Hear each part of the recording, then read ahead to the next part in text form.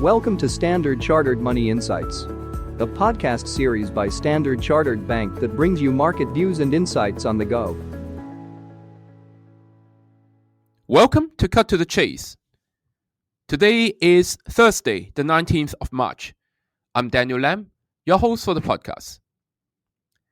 The FOMC held rates steady, as widely expected.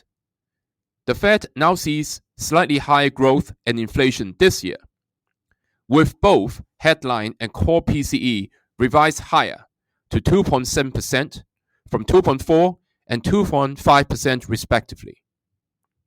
The markets initially took a slightly dovish tilt towards the statement, but the interpretation turned hawkish during the press conference. Powell was vague on how the FOMC would be responding to the war and did not make any assessment of the likely duration or the ultimate impact of the conflict. He repeatedly refused to say which of inflation or employment effects would dominate the Fed's decision-making process. Powell conditioned future policy rate cuts on the progress of disinflation, and he expressed frustration on the slow pace of core services disinflation. And he blamed tariffs in part on the recent inflation overshoot.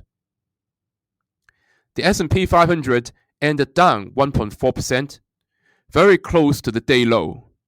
DXY went above 100 again, as did US 10-year Treasury yield over the critical 4.25% level.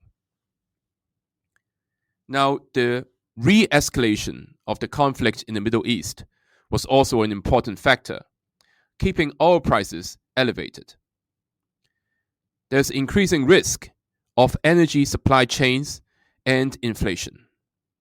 The recent slowdown in drone and missile strikes was interrupted after Iran's energy facilities were hit, prompting Iran to issue evacuation warnings for regional energy infrastructure.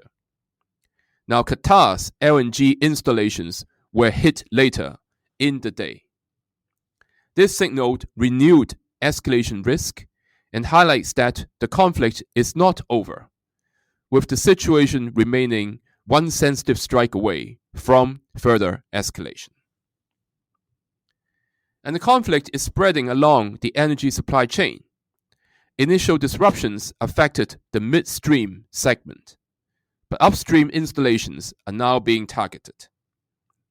A sustained shift towards targeting production would prolong recovery in global energy supply chains after the conflict ends and raise the likelihood of sustained and persistent inflation. Now, there is an additional channel in the form of higher fertilizer prices. It is a sensitive point in the planting season, which the agricultural markets have not yet been pricing in. However, as we spoke about in our earlier podcast this week, the long cyclicals and short technology positioning in US equities is already at extreme levels. Hence, investors should be looking beyond the short-term weaknesses and add to technology stocks that will be enjoying structural tailwinds, such as semiconductor and AI infrastructure stocks. That is all from me for today. As always, if you enjoy this podcast, please don't forget to rate and like it. Thanks for listening, and we wish you a happy day ahead.